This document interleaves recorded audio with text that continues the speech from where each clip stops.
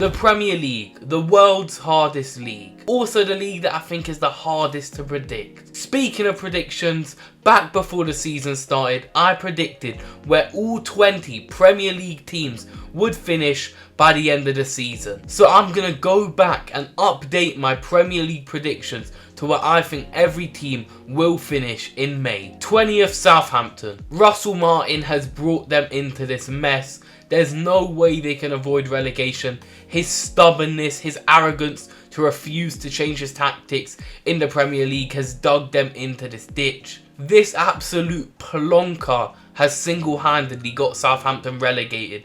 With this squad, they were never going to stand a chance in the Premier League, let alone with these absolute dog-shite tactics. 19th Ipswich. Ipswich have actually surprised me this season. Very, very decent side. They've beat Chelsea, but I just don't think they're going to have enough to stay up. I know they are 18th right now, but I just don't see them being able to put together enough results to see them from relegation. 17th Leicester. Leicester have a very good side, but they are still sort of relying on Jamie Vardy. He's not getting any quicker, he's not getting any better, he's getting worse. Other than Vardy, they do actually have some exciting talents in their squad. They have an exciting young manager, Ruud van Nistelrooy. But I'm going to put it out there right now, I do not think Van Nistelrooy will succeed at Leicester. He will not be in charge by December 2025. 16th Everton. Where do I start with this team? Very, very solid team. They have a very solid defence. Tarkowski, Jared Brantford at the back, Jordan Pickford in goal. They're gonna get lots and lots of clean sheets. Their defence is going to be the sole reason they survive in the Premier League this season, alongside other talents like Iliman and Ndiaye. 15th Crystal Palace. They currently sit there right now in the Premier League table as of recording. Palace are another team that have a very, very solid core. Mark Gahey, Eze, those sorts of players are going to get them over the line at the end of the day. Glasner's men started off very, very slow, and I don't see them being able to push higher up that table, which is the main reason I have them in 15th. 14th West Ham. West Ham, much like Palace, started off very, very slow this season, and I predicted this one. I knew that this would happen. They brought in lots and lots of players in the summer with Lopetegui coming in, and it just didn't gel for them. Their squad settled in now. They're going to be able to finish comfortably mid-table this season. Jared Bowen could be a huge loss though. He's out injured and for quite some time as well. Who knows where they could end up with Bowen's injury. 13th, Man United. I know it's very, very low for Man United, Ruben Amorim's men. They obviously had Erik ten Hag in charge at the start of the season, sacked him, brought in Amorim. He's going to take time to settle in. The players are going to take time to get used to his system. And with that, I just don't see where they're going to get their results from to push up into the top half of the table. I'm calling it now. Man United will not finish in the top half. United are well and truly mudded here. Luke Shaw making TikToks with Molly May. Marcus Rashford wanting to leave. They're also trying to extend Harry Maguire's contract. That's not very smart now, is it? If you are watching at this stage of the video, make sure you like it. Subscribe to the channel as well. We're getting closer to 3k. It would be greatly appreciated. 12th, Brighton. Nothing much to say on this. Their young, 32-year-old manager,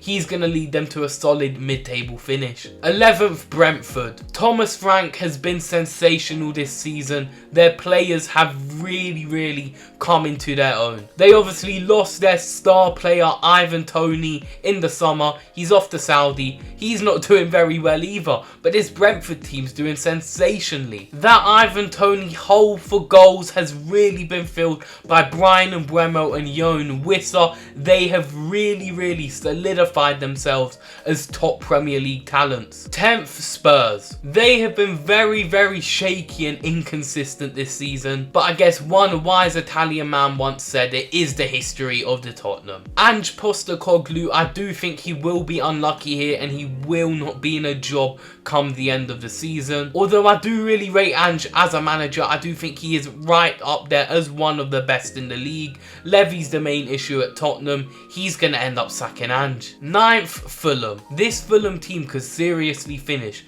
anywhere from 9th to 6th. I'm being dead serious in that. This Fulham team has been sensational this season under Marco Silva. They have some serious talents. They have the best left back in the league, Anthony Robinson. They also have ex-Liverpool Harry Wilson and so many more. 8th, Bournemouth. Yes, that's right. I'm predicting Bournemouth 8th and to possibly get into Conference League football. Iriola has really transformed his side to new unimaginable heights. If you told me a few years ago that Bournemouth would be battling it out for European football, I would call you an absolute idiot. Well, I am sort of an idiot, but still, this Bournemouth side, absolutely incredible. If they don't qualify for Europe this season, expect to see them in Europe in the next couple of years. 7th, Nottingham Forest. Nuno Espirito Santos, take a bow. This man took this team from relegation threatened to 3rd in the league currently, above the likes of Man City and Chelsea. Chris Wood has been absolutely unstoppable this season, scoring 11 goals so far, and I think there are a lot more to come. Their centre-backs as well, Murillo in particular, have been sensational. Alongside Ola Aina as well, left-back, also another top talent, one of the best left-backs in the league. And I know they are 3rd now, but I do feel like they will start to slow down a little bit come the business end of the season. Other teams will start to push them and they will sadly drop off slightly, but they will still qualify for Europe. 6th, Aston Villa. I know they obviously started quite rough. They're 9th in the league as of recording this, but for Unai Emery's Villa, the results will start to come. John Duran's carrying them this season. He will keep scoring goals. They will eventually click and climb up this table, get themselves into Europa League. 5th, Newcastle United. Their saving grace will be Alexander Isak. He has been unstoppable, especially in December. He has 12 league goals currently. He's chasing down Erling Haaland. As of recent, Newcastle side has been clicking massively. They've just turned up to Old Trafford and completely dominated United, although that isn't very difficult nowadays. 4th, Man City. Usually City are high and up there at this point of the season. They're always in the top 3, but not this season. Although I do see City being able to string a few results together, I just don't think it's enough to get back into that top 3, back into that title race, although they will still manage to find a way into top 4 as they always do. 3rd, Chelsea. This team has been transformed over the past couple of years,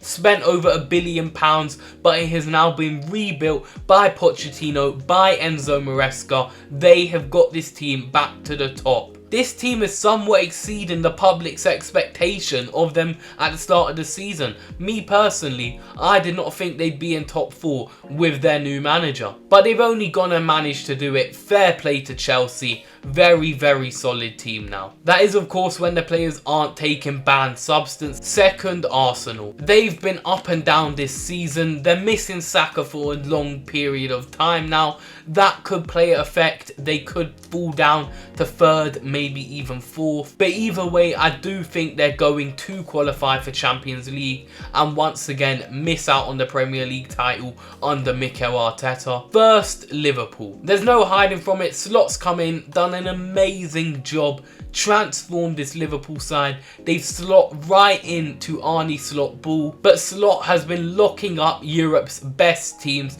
all across, unbeaten in the Champions League, top of the league. There's no way Liverpool let this slip now.